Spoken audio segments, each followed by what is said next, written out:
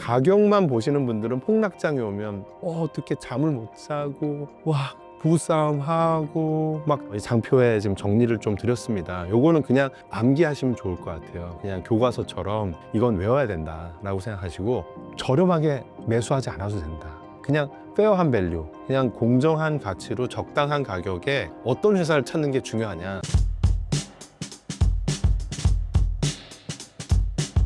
네, 오랜만에 다시 찾아뵙습니다. 지난번에 신사임당 채널에 나온 이후로 많은 분들이 또 알아봐 주시고, 역시 대형 채널에 이제 느낌이 확 왔습니다. 그래서 다시 한번 이렇게 나오게 된 게 영광이고, 오늘 또 많은 걸 쏟아내고 가겠습니다. 많은 사람이 워런 버핏을 주식 잘 고르는 투자자로만 알고 있는데요. 의장님께서는 오히려 버핏의 진짜 무기는 주식이 아니다 라고 말씀하셨죠. 그 말의 의미 짚어주실 수 있으실까요? 워렌 버핏은 투자가라고 볼 수도 있지만 저는 더 근본적으로는 사업가라고 생각해요. 사업가. 뭘 하는 사업가냐라고 하면 워렌 버핏 30대, 40대의 워렌 버핏을 인터뷰한 내용들이 있어요. 그러면은 뭐 하는 사람이냐 하면 보험산업 전문가라고 얘기를 했어요. 보험산업 전문가. 심지어 워렌 버핏이 보험 쪽에 박사 학위를 받고 완전 그쪽 전문가가 될 생각까지 했었어요. 그만큼 보험산업의 진심이었다. 그러면 이 워렌 버핏이 왜 보험산업에 이렇게 집착을 했을까라고 보면은 보험산업을 자본주의에서 얻을 수 있는 불합리할 정도로 유리한 사업 모델이라고 판단한 것 같아요. 장표 하나 보여드리겠습니다. 보험산업을 통한 영속적인 플로트란 단어가 여기 가운데 있는데 무슨 말이냐면 보험산업은 정말 좋습니다. 왜냐하면 투자자 입장에서 내가 투자를 하려면 돈이 있어야 되잖아요. 워렌 버핏이 원래 돈이 수백조 있던 사람이 아니거든요.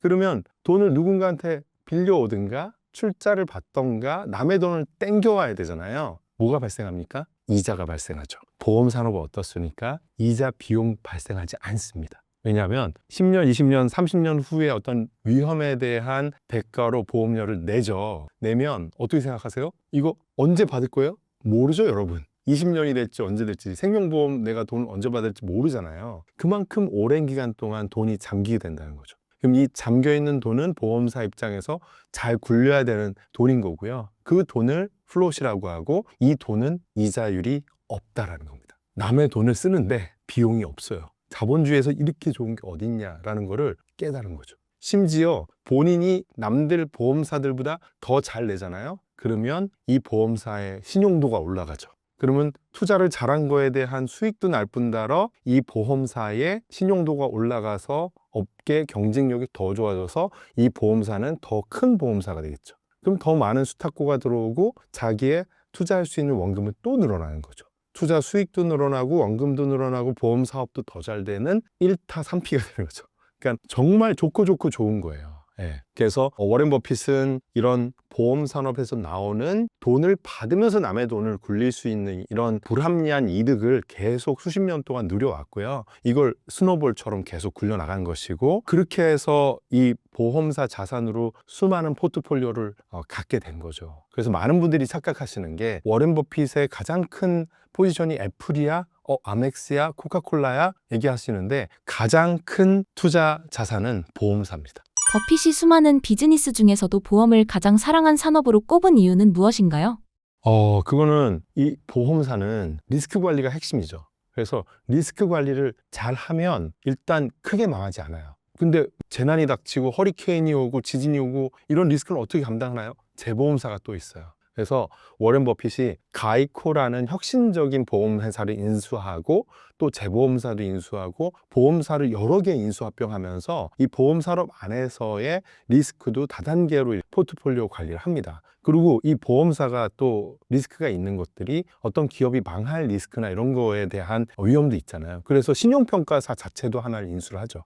그러니까 어떤 기업의 리스크에 대한 것들을 전체적으로 볼 수 있고 보험사가 제일 잘하는 게 리스크 관리죠. 그러면 워렌 버핏이 본인의 포트폴리오 수십 개에 대한 리스크 관리도 보험사 덕분에 잘 하겠죠. 그리고 보험사의 핵심 경쟁력 중에 하나는 보험사가 갖고 있는 막대한 현금을 남들보다 더 높은 수익률을 만드는 것인데 그거는 워렌 버핏이 10대 때부터 20대 때부터 원래 남들보다 탁월하게 잘하던 재능을 가진 분야잖아요. 그러니까 이 모든 것들이 합쳐지면 워렌 버핏 입장에서는 보험 산업만큼 행복한 산업도 없다. 본인 입장에서는 너무 쉬운 거예요. 그래서 워렌 버핏은 이렇게 내가 편안하게 느낄 수 있는 바로 그 산업, 스노볼, 이게 거대한 스노볼이 굴러가려면 안에 이렇게 단단하게 뭉치는 눈덩이가 있어야 되잖아요. 이 중심에 핵 같은 것을 보험 산업으로 삼게 된 거고, 여기에다가 이제 미국의 번영에 투자하는 거죠. 미국의 소비재 브랜드, 미국의 금융산업, 미국의 에너지 인프라, 뭐 그냥 통칭해서 미국 회사가 앞으로 수십 년 동안 계속 잘 될 거야 라는 가설하에 투자한 것이 버크셔 해더웨이의 전체적인 포트폴리오라고 보시면 될 것 같습니다.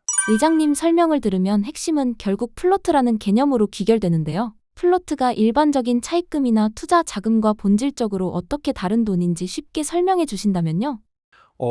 저는 여러분들한테도 플롯이 있다고 생각해요. 왜냐하면 이 플롯은 절대로 이자를 내는 돈이면 안 돼요. 그런데 내가 뭔가 더 추가적인 노력을 해서 플러스 캐시플로우, 내가 더 나의 현금이 늘어날 수 있으면 그건 플롯이라고 볼 수 있거든요. 그게 워렌 버핏은 그냥 보험사를 통으로 인수해서 보험사에서 계속 돈이 들어오는 구조를 만들었지만, 막말로 그게 신사임당의 유튜브 채널이라고 생각하면 이것도 엄청난 플롯이에요. 왜냐하면 이 구독자 베이스에 근거해서 계속 현금 흐름이 돌아가잖아요. 여러분들이 회사에서 직업을 갖고 있어요. 근데 내가 이 회사에서 남들보다 진급을 더 빨리 해서 연봉을 더 빨리 향상시킬 수 있고 업계에서 유명한 어떤 전문가가 됐어요. 그러면 남들보다 더 빠른 속도로 현금이 유입이 되겠죠. 연봉이 올라간다거나 보너스 성과급을 더 빨리 받는다거나, 그러면 다른 사람 입장에서 보면은 여러분들은 플롯을 갖고 있게 되는 거예요. 그래서 워렌 버핏은 있고 나는 없다라고 이렇게 상실감을 느끼신 건 없는 것 같고, 어떤 평균 대비 내가 더 많은 현금 흐름을 누릴 수 있다라고 하면 그 초과적인 현금 흐름을 명품 사고 이것저것에다가 소비하지 말고 제발, 그리고 이것을 재투자를 해서 계속 잉여 현금이 새로운 자산을 만들어내고, 새로운 자산이 다시 또 새로운 잉여 현금을 만들어내고, 이 더 커진 눈덩이에서 또 초과 수익이 나오고, 근데 꾸준하게 그 초과 수익은 나의 투자적인 역량의 향상을 통해서 남들보다 더 많은 현금 유입도 만들어내고 더 많은 초과 수익도 만들어내고, 이 두 가지 역량이 동시에 이루어질 때 여러분들도 아주 작지만 버크셔 해더웨이 같이, 워렌 버핏 같이 장기적인 어떤 스노우볼을 굴려나갈 수 있는 그런 여러분들이 될 수 있다고 저는 믿습니다. 초기에 버핏은 벤저민 그레이엄식 담배꽁초 투자를 했지만 찰리 먼거를 만나면서 완전히 바뀌었다고 하셨습니다. 그 전환의 핵심은 싸게 사는 것에서 무엇으로 이동한 거였나요? 너무 중요한 질문이고요. 이게 워렌 버핏을 이해하는데 너무너무 중요한데, 상당히 많은 분들이 이 개념을 혼재돼서 벤자민 그레이엄과 찰리 먼거식의 투자를 같은 선상에서 보시는 분들이 많아요. 근데 너무나도 다르고요. 이 장표에 지금 정리를 좀 드렸습니다. 요거는 그냥 암기하시면 좋을 것 같아요. 그냥 교과서처럼 이건 외워야 된다라고 생각하시고, 버핏의 1.0이 있고 2.0이 있습니다. 1.0은 벤자민 그레이엄의 현명한 투자, 가치 투자, 속칭 담배꽁초 이론이죠. 돈이 될 거는 그냥 담배꽁초 땅바닥에 떨어진 거라도 주워가지고 그게 더럽든 못 쓸 것이든 한 모금이라도 빨게 했으면 내가 수익을 얻고 버리면 된다라는, 사실은 월가의 월스트리트의 뭐 울프들, 늑대들, 승냥이들 이런 표현하잖아요. 잔인무도할 정도로 냉정한 가치를 쪽쪽 빨아먹는 투자자. 그래서 지금도 여러분들 사모펀드들이 인수했다가 땅 팔고 자산 팔고 해가지고 막 해체를 해가지고 이익을 뽑아내고 이러는 투자도 여전히 횡행하고 있습니다. 워렌 버핏이 사실은 찰리 먼거를 만나기 전엔 이렇게 잔인무도한 자본가적인 성향이 있었어요. 그래서 1972년 이전에 버핏은 이러했습니다. 그래서 버크셔 해더웨이 투자도 그 한 사례 중에 하나예요. 그래서 방직 산업이 안 좋다는 거 워렌 버핏도 알았겠죠.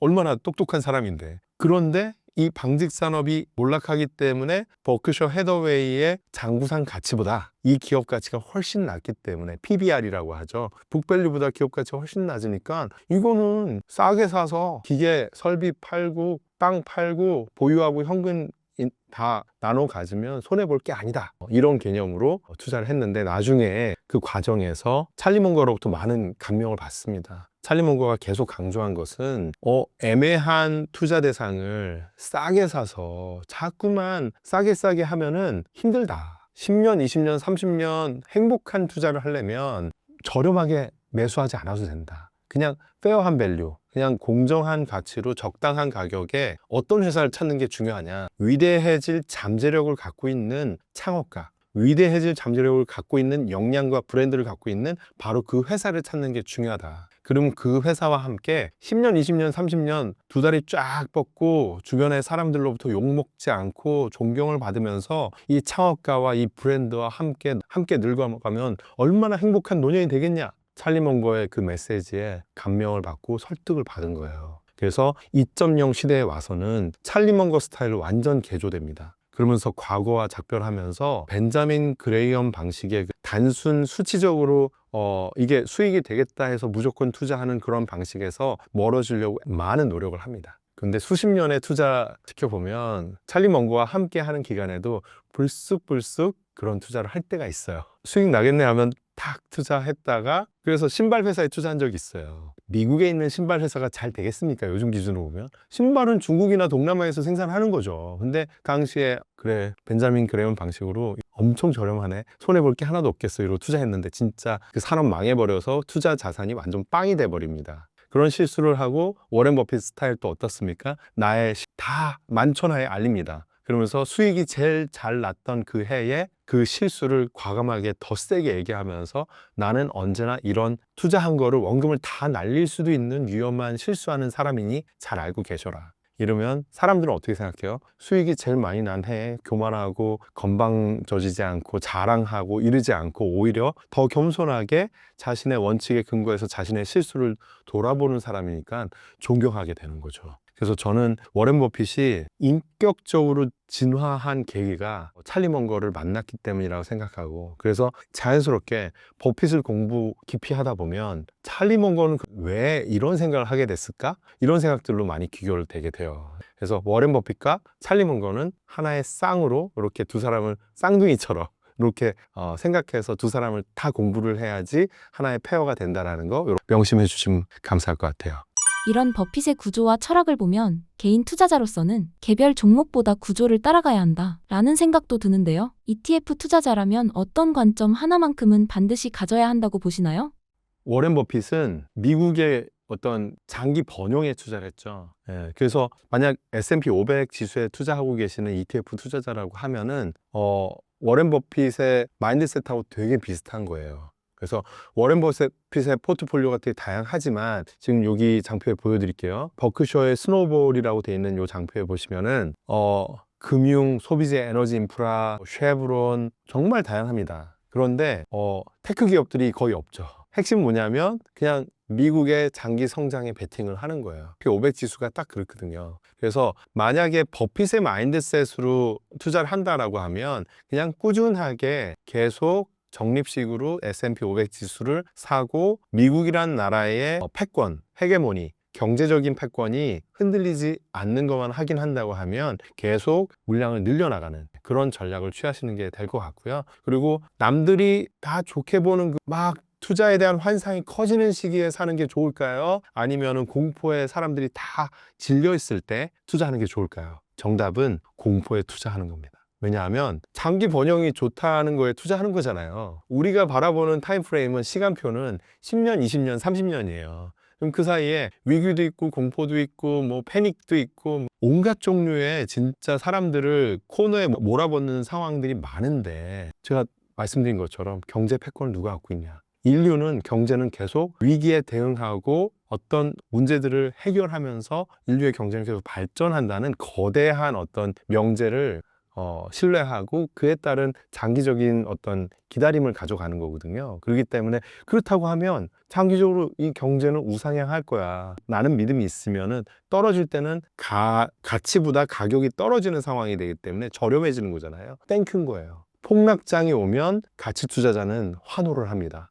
너무 좋아 하면서 사요. 근데 가격만 보시는 분들은 폭락장이 오면 어떻게 잠을 못 자고 와 부부싸움 하고 막 친구들하고 술 먹고 또 내가 잃었어, 팔지 않았으면 이런 게 아닌데, 그리고 가치보다 가격이 떨어졌으면 사면 되는 건데 내가 갖고 있던 거가 수익 났을 때보다 떨어진 거 그 손실폭만 생각하기 때문에 이걸 기회로 받아들이지 못하는 거예요. 예. 그래서 진짜 가치 투자를 하는 사람은 시장의 전체적인 흐름과 반대로 간다는 얘기가 바로 이런 데서 나오는 이야기입니다. 그래서 ETF 투자하시는 분들은 조금 더 편안하게 장기로 긴 호흡에서 투자를 하시는 걸 추천드리고, ETF 투자했는데 사고 팔고 하는 건 정말 잘못된 패턴이고요. 개별 주식을 하시는 분들도 사실은 ETF 투자하시는 분하고 똑같다고 저는 생각해요. 3년, 5년 보유하지 않을 거면 사질 마세요. 제가 한 말이 아닙니다. 버핏이 한 얘기입니다. 장기 보유하지 않을 거면 사지도 마라. 팔 계획이 있으면 사질 마라라는 거거든요. 팔 계획이 없을 정도로 정말 내가 이 회사의 본질이 깨지지 않으면 나는 그냥 계속 담아 나갈 거야 라는 마음을 가진 분들이 투자로 대성을 합니다. 그 대성을 하는 기간이 영앤 리치가 될 수는 없어요. 3년, 5년 만에 이것이 해결되지가 않아요. 중간에 위기도 겪고 뭐 하다 보면 10년, 20년이 금방 갑니다.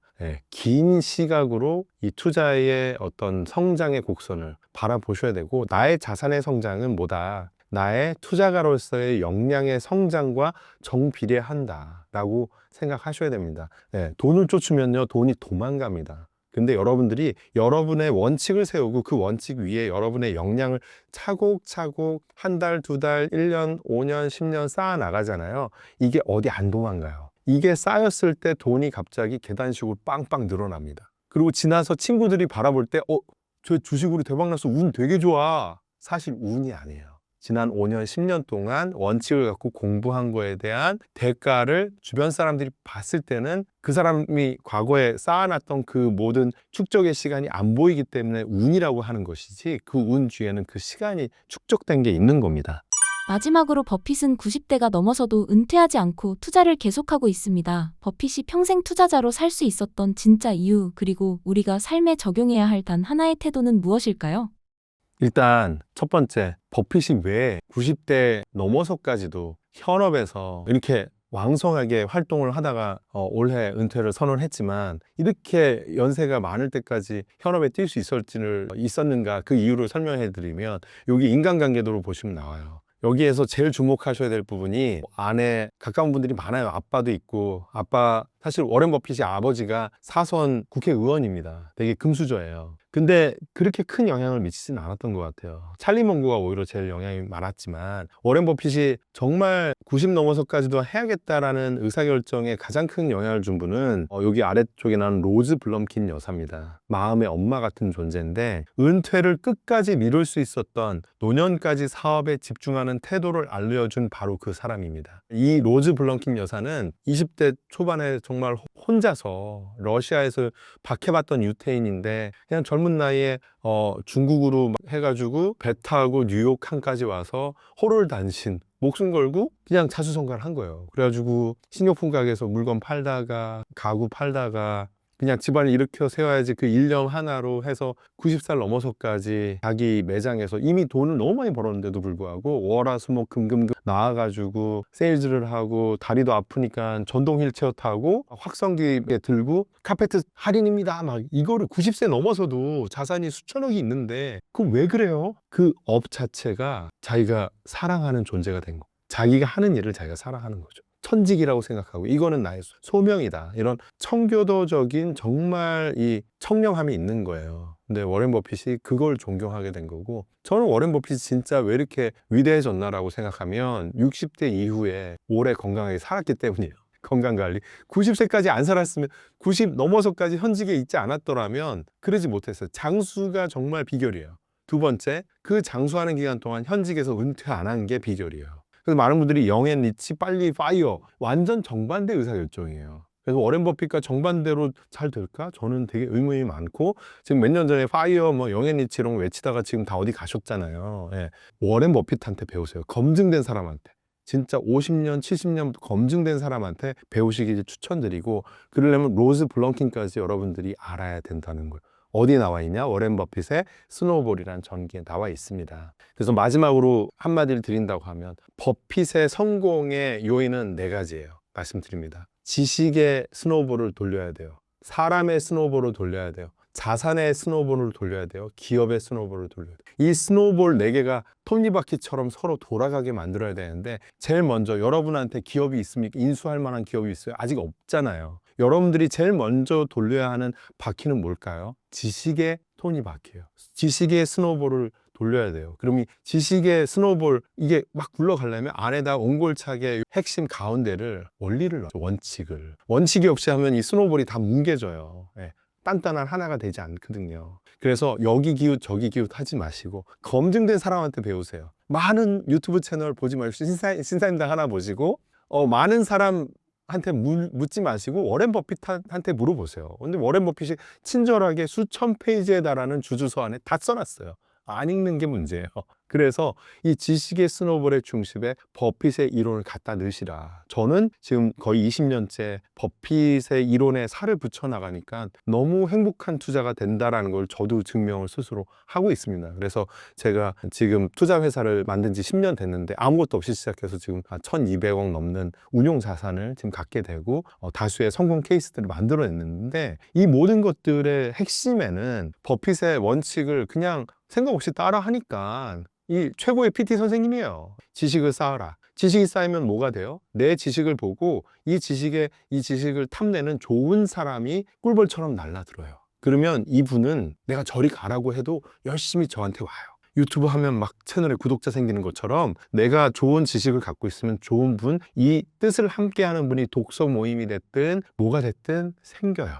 그러면 이 사람들과 관계를 오랫동안 함께 만들어 나가고, 저는 사실 이런 좋은 사람들을 함께 하기 위해서 회사를 설립을 한 거예요. 그래서 이분들과 함께 나보다 더 잘하는 역량을 가진 분들을 주변에 계속 쌓아나가야 돼요. 어떤 분들은 정말 수백 명을 친하다고 하지만 한 명도 결정적인 순간에 이렇게 손을 못 내미는 분들이 있어요. 그거는 진정한 관계가 아니죠. 핵심적인 3명, 5명, 정말 몇 명 안 되더라도 나의 지식을 성장시켜주고 나의 약점을 보완해 수 있는 상호 보완적인 관계인 사람을 30년, 50년 함께할 그 찰리 문고 같은 사람을 찾으셔야 되는 거예요.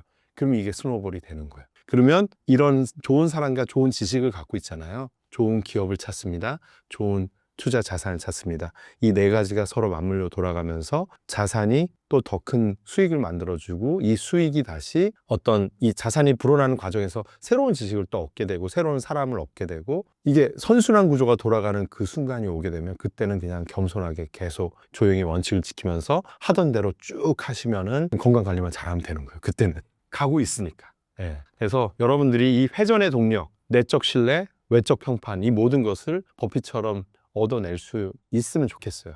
요즘 시장에서 AI가 또 하나의 닷컴 버블 아니냐?로 떠들썩합니다. 의장님께서는 이에 대해 어떻게 생각하시나요? 저는 심플해요. 버블 아닙니다. 버블이, 그러니까 산업화된 이후로 전 되게 많은 버블을 계속 연구를 하고 있어요. 그러니까 사실 그 전부터도 도인도 회사 생기고 네덜란드에 최초의 증권거래소가 생기고, 그리고 이후에 영국에 또 이제 시티 오브 런던에 유대인들이 모여서 또 새로운 산업혁명의 버블을 만들어내고, 자전거 버블도 있었고, 또 미국의 19세기에 철도가 막 제로에서 수천 마일, 수만 마일이 생기는 그 수십 배 성장을 하는 가운데 19세기에만도 거대한 버블이 4번이 있었거든요. 근데 그 모든 특징을 보면은 과도한 시설 투자가 이미 됐어야 돼요. 이미 됐어야 돼요. 근데 지금은 계획을 밝혔고 아직 되지 않았어요. 1기가와트 단위 데이터 센터가 지금 짓고 있어요. 아직 없어요. 올해 안 돼. 내년 하반기에 돼요. 근데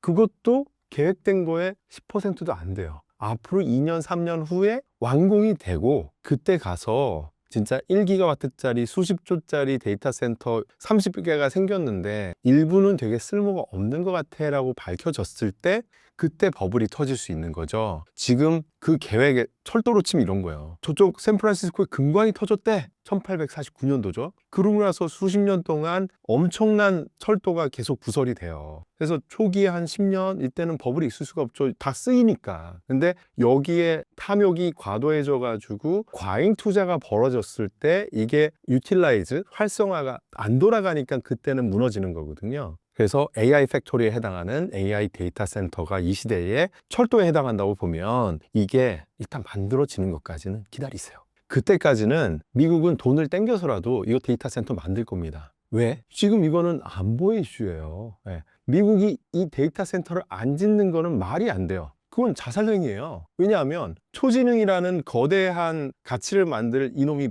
눈에 보이는데 이걸 경쟁자인 중국이 티 크면 오면 막 로봇, 휴머노이드, 우주, 이 초지능, 이 데이터 센터에서 나오는 엄청난 사람보다 똑똑한 지혜를 가지고 양자든 여러 군데 다 쓰려고 이거를 개발을 하는데 나 안 해. 부채가 무서워서 안 해. 이건 말이 안 되는 가정이거든요. 그러면 오라클이 재무 상태가 어떻든 기업들 수십 개 중에서 한두 개는 그 과정에서 뭐 감당 안 되는 짓을 할 수도 있겠죠. 그런데 이걸 미국 주식회사라고 보시면 돼요. 지금은 전 세계는 초지능 USA 컴퍼니, 초지능 차이나 컴퍼니, 이 두 회사가 초지능의 금광을 향해서 무한 경쟁을 하고 있다. 그러면 이거를 무서워서 안 갈래? 라고 할까요? 국채를 더 찍어서라도 간다라고 보는 거예요. 근데 실제 그러고 있는 거죠, 지금. 그래서 이런 현상이 진정한 우려가 되려면 말씀드린 것처럼 기가와트 단위의 데이터 센터가 지금 앞으로 계획된 건 100개가 넘거든요. 저는 그건 또 좀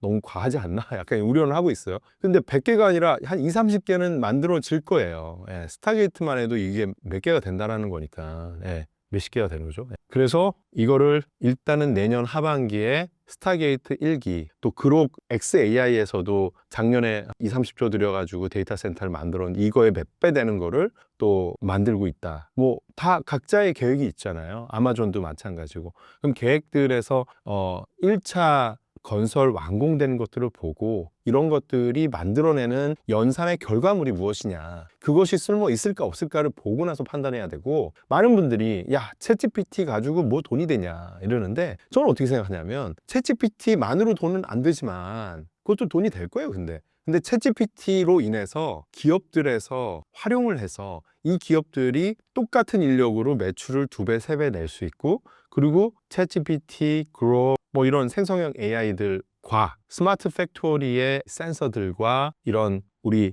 물리적 영역들에 있는 기계, 설비, 장비, 중장비, 자동차 이런 데랑 물려 돌아가면 이걸 피지컬 AI라고 하는 거죠. 이 피지컬 AI에서 이 생성형 AI가 진화된 것이 얼마나 큰 임팩트를 만들어낼까, 이거 아직 안 갔잖아요. 이거 당장 다가오고 있습니다. 웨이모, 테슬라 로보택시 이게 되잖아요. 지난번에 제가 나와서 웨이모 막 돌아다닌다, 이게 전 세계적으로 이제 확산이 될 거다 말씀드렸는데, 그렇게 지금 최근에 펀드레이징하고 겨울같이 막 올라가고, 테슬라에 대한 내년의 기대감은 상당 부분은 로보택시에서 나올 겁니다. 나중에 1년 후에 아니면 저를 욕하세요. 예, 좀 그렇게 말씀드려요. 그건 다가오는 미래니까. 그러면 이런 피지컬 AI 영역에서 이런 생성형 활용이 되는 것들이 연산의 수요가 엄청나게 폭증할 수 있거든요. 안 가봤잖아요. 그죠? 그러면 1기가와트짜리 30개 만들었는데 이것도 부족한 것 같아. 100개가 필요해. 이러면 우리가 예상하는 대로 정말 많은 데이터 센터에 대한 수요가 폭증을 하게 되고, 그리고 그에 따라서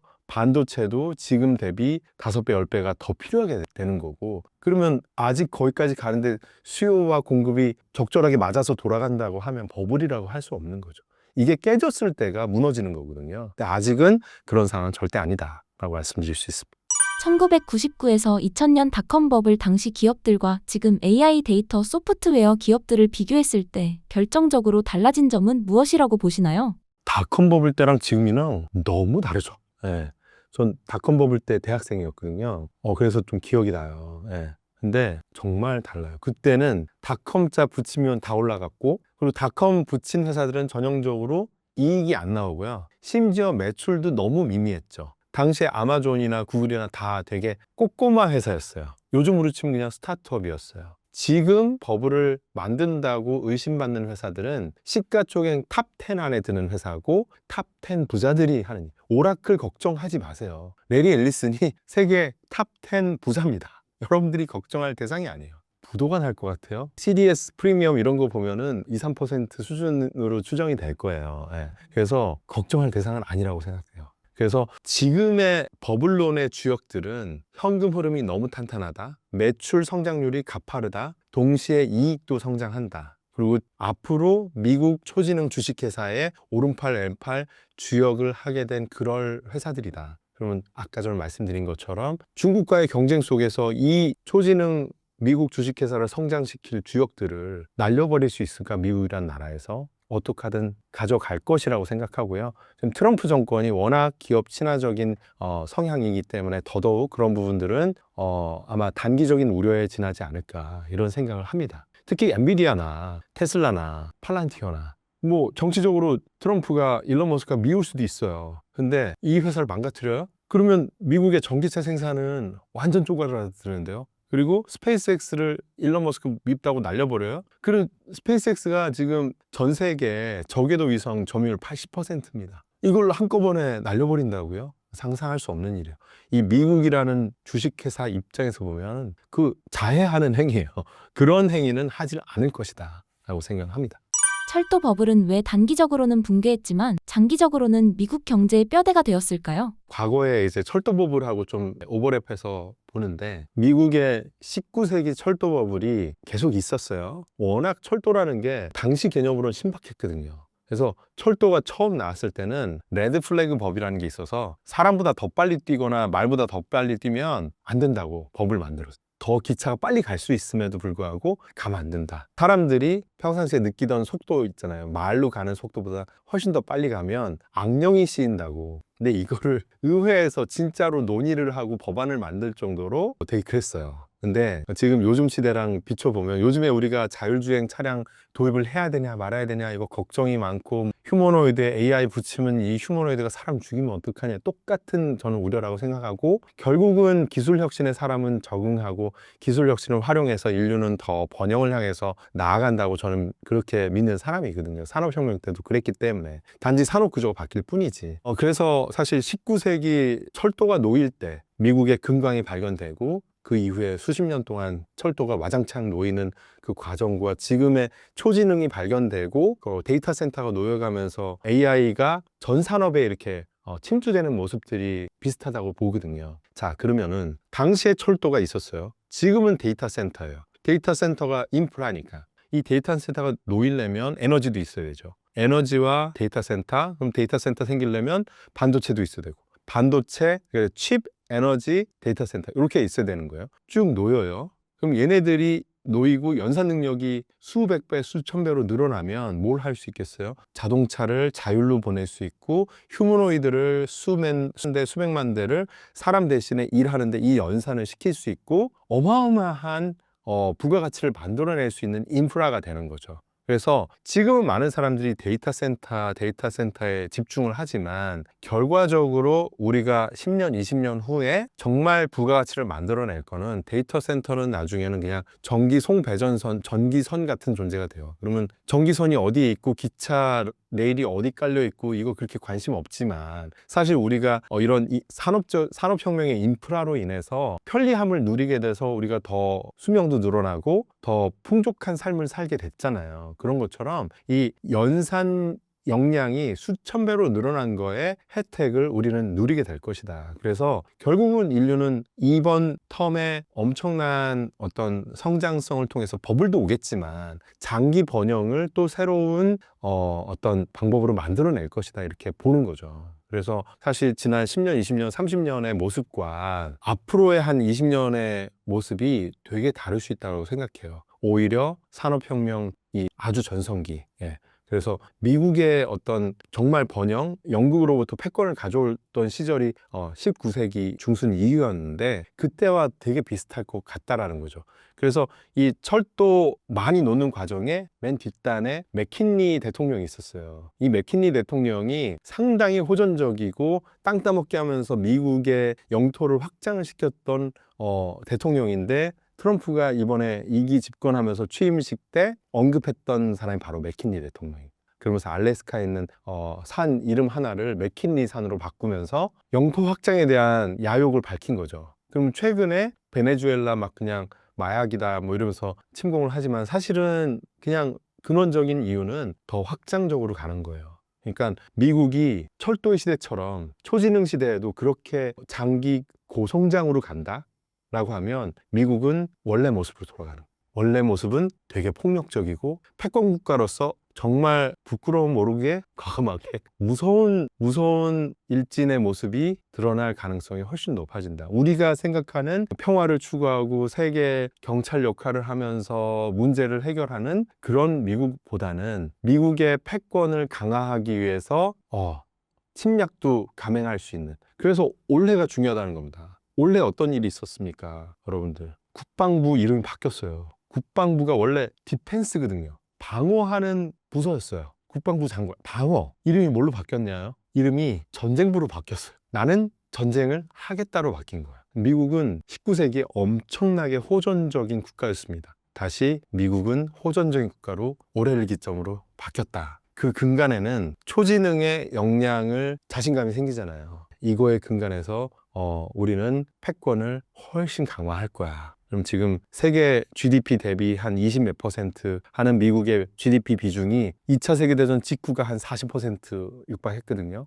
거기까지 올라갈 수 있는 거예요. 미국이 2배 성장할 수도 있는 그런 거죠. 미국이 고성장 국가가 될 수도 있는 거죠. 그동안은 2%, 3%, 2% 성장했었죠. 그게 아니라 미국이 초지능과 휴머노이드와 첨단 제조 AI의 도움을 받아서 그렇게 변화될 수도 있다라는 거죠. 개인 투자자 관점에서 지금 시장을 닷컴 버블처럼 전부 피해야 할 시장으로 봐야 할지, 아니면 누가 인프라를 장악하는지를 골라야 하는 시장으로 봐야 할지, 의장님은 어떤 관점이 가장 현실적이라고 보시나요? 19세기 철도 버블 당시에 버블 때 망했던 회사는 철도를 까는 회사였어요. 근데 오히려 장기적으로 계속 성장한 회사는 이 철도로 인해서 그냥 물류가 성장하고 미국의 생산이 더 많아지고, 당시에 어떤 생산이 제일 많아졌는지 아세요? 철강, 석유. 그래서 여러분 기억하시는 철강왕 카네기, 석유 록펠러, 이런 분들은 그 이후에도 계속 성장한 거예요. 그래서 자기만의 제국을 건설하고, 그래서 우리가 철도에 제국을 건설했다 이렇게 기억하는 사람은 없지만 철강왕, 석유왕 있잖아요. 그리고 금융, JP모건, 그리고 이 산업화 전반적인 과정에서 전신, 전기, 전자제품 이 모든 것의 발명을 막 만들어냈던 에디슨이 만든 제너럴 일렉트로닉, 이런 회사들이 어떻게 보면은 이 철도 부설에 간접적인 영향을 받았다고 볼 수 있을 것 같습니다. 그래서 지금 데이터 센터하고 AI 거대 모델, 이런 AI 모델에만 많은 분들이 집중을 하는데, 사실 뭐 오픈 AI는 지금 비상장이라 여러분들이 투자할 수도 없고요. 간접으로 한다고 하면 마이크로소프트인데, 그 또한 오픈 AI의 지분을 가지고 지금 아마존 막 온갖 회사들이 막 10조 원, 20조 원 투자하면서 서로 경쟁을 하고 있잖아요. 그리고 오픈 AI가 잘 될까? 구글의 제미나이가 잘 될까? 사실 우리가 고민할 게 아니에요. 그냥 마이크로소프트, 구글을 투자하고 있으면 이미 다 분산이 돼 있는 거거든요. 근데 여러분들이 좀 더 고민하셨으면 좋을 만한 주제는, 이러한 데이터 센터 그리고 AI 거대 모델로 궁극의 산업 현장에 모세혈관처럼 침투를 해서 곳곳에서 혁신을 하게 될 그 세부적인 내용들에 좀 더 관심을 가지시면 좋을 것 같아요. 그래서 내년에 대표적인 사례가 이제 자율주행 자동차가 상용화되면서 이제 로보택시가 완전히 이제 어떤 경제성의 경제적으로 이거는 돌아가는 거다라는 거에 어떤 검증이 되는 시점이 이제 내년, 후년 이렇게 쭉 있을 것 같고, 그리고 이 AI 모델을 통해서 양자 컴퓨팅도 더 다가올 수도 있고요. 우주 산업도 훨씬 더 빨리 당겨질 수 있고, 달 탐사도 더 당겨질 수도 있고, 인간이 혼자서 하다가 이제는 여러분도 느끼잖아요. 혼자 리서치 하다가 그록이나 챗GPT가 있으면은 두세 명 고용한 것 같은 느낌 안 드세요? 그런 느낌을 나만 느끼겠냐 이거죠. 미국의 거대 기업들이나 이런 회사들도 다 자신들의 효율성에서 그걸 활용을 하거든요. 활용도가 내년 후년에는 10배, 100배가 더 증대된다. 그렇게 됐을 때 전통의 산업이 AI로 인해서 어떻게 변화될지에 대한 것이 더 투자적으로 여러분께 기회를 주지 않을까, 이런 생각합니다. 그래서 전통 산업에서 AI로 혁신이 될 만한 그 지점들을 계속 눈여겨보시면 좋을 것 같아요. 그래서 지금도 메디칼 영역 이런 데 보면은 뭐 의료 현장이나 이런데 AI가 적용이 되면 그 분야에 로봇, 수술 로봇이다, 아니면 수술용 바이오 프린터다, 이런 분야에서 혁신을 하게 되면 주가가 막 5배도 오르고 10배도 오르고, 이런 일들이 올해 계속 있었거든요. 그런 것들이 어떻게 보면은 AI의 혁신과 전통적으로 안 변할 것 같은 전통적인 보수적인 산업과 융합이 됐을 때 스파크가 튀는, 여전히 계속 기회는 많다고 생각합니다. 그래서 저는 이 AI 혁신의 시대가 앞으로 이제 시작이라고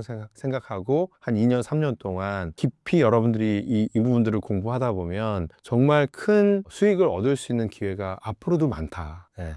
그게 빅테크일 수도 있지만 이 빅테크의 혁신과 한국의 저 대구가 됐든 광양이 됐든 경남이 됐든 제조 현장에 AI를 버무린 그런 혁신을 하는 회사가 있다라고 하면 충분히 여러 배수의 10배거 막 여러 배수의 수익을 줄 수 있는 그런 아이디어가 여전히 널려 있다라고 저는 생각합니다.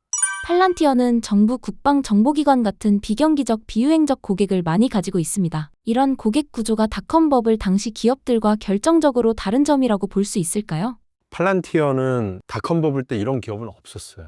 네, 전혀 다르죠. 닷컴 버블은 되게 컨슈머, 소비재 쪽에 되게 포커스가 돼 있었죠. 알렉산더 카프의 문제의식은 그걸 다 통칭해서 그 다 잘못됐다는 거. 인터넷 초기에 만든 거 왜 만들었어? 국방으로 만들었어. 그래서 국방부 프로젝트가 인터넷 프로젝트였어요. 지금 로봇 만드는 거 어떻게 만들었어?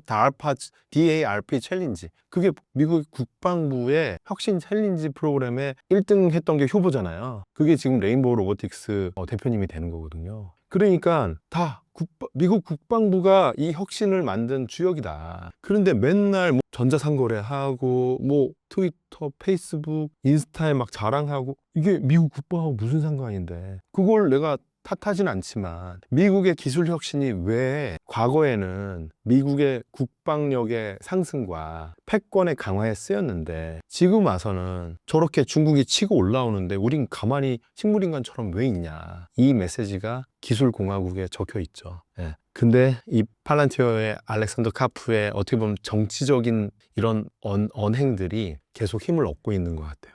그 첫 번째 이유는 중국이 기술 혁신으로 AI로 우주산업으로 양자 컴퓨팅으로 핵융합으로 계속 쫓아오니까 무섭게 미국이 이거를 경쟁하지 않으면 우리는 망한다라는 위기감이 있어요. 그러니까 과거 10년 전 구글이 외쳤던 막 돈비 이불 우리는 악해지면 안 돼 이런 건 이제 저쪽에다 다 던져버리고 독점 안 돼 이런 것도 다 던져버리고 독점을 하든 좀 사악하더라도 중국을 이기려면 우리는 대동단결해서 우리가 이 기술 혁신을 가지고 강해져야 된다. 그러면은 이거는 닷컴 버블 때의 그 프레임이 아니라 오히려 2차 세계대전 당시의 오펜하이머 프로젝트 그 급이 되는 것 같아요. 예. 핵무기를 만들어서 나치와 일본을 이기자. 예. 그때 미국의 국력이 제일 강했어요. 그 향수를 계속 불러일으키는 거예요. 그래서 소름 돋는 건 작년 연말에 나왔던 AI 초지능 미국 정부 입장에서의 이거 육성 산업 프로그램 이름이 맨하탄 프로젝트입니다. 예.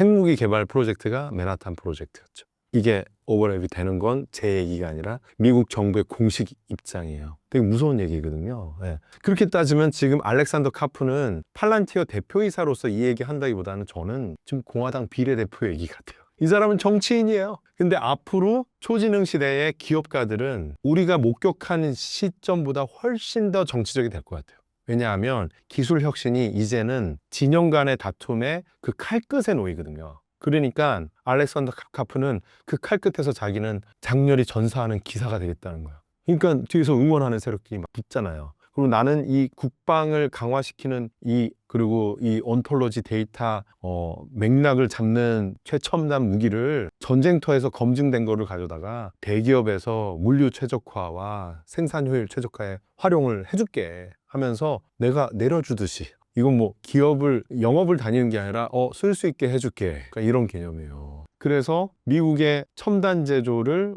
그래서 홈페이지 가서 보세요.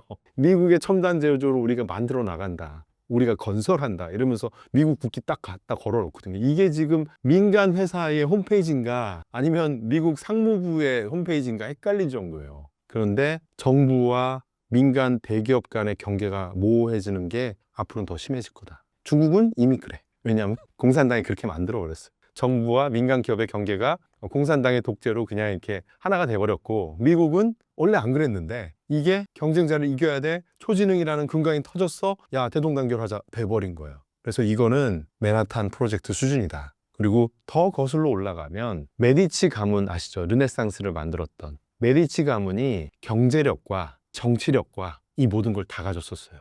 야 지금의 빅테크들 일론 머스크와 페이팔 마피아 피터 틸과 알렉산더 카프와 이들이 갖고 있는 권력은 이 메디치 가문 수준이겠다. 그래서 저는 일론 머스크를 뭐라고 요즘 표현하냐면 테크 타이탄도 부족해요. 테이크 타이탄은 신격화된 인간, 호모데우스, 유발 하라기가 말했던 호모데우스 수준의 그 진짜 그리스 로마 신화에 나올 만한 그런 신격화된 인간인데 100조 이상 가진 사람은 본인을 일반적인 인간이라고 생각하지는 않을 거예요. 예. 근데 일론 머스크는 그 중에서도 또 더 돋보여요. 그래서 한 사람밖에 없고 그런 사람 뭘까? 교황인 거예요. 예. 메디치 가문에서 교황을 임명하던 때가 있어요. 메디치 가문 넷째 아들 너가 교황해 하면 교황이 됐었어요. 그러니까 경제적 권력과 정치적 권력과 신앙적 권력까지 다 장악하던 그 시기에 메디치 가문에 필적하는 존재로 지금 이 미국의 빅테크 타이탄들이 진화하고 그중에 일론 머스크는 그냥 탑1이 되지 않나 이런 생각을 하고 있습니다.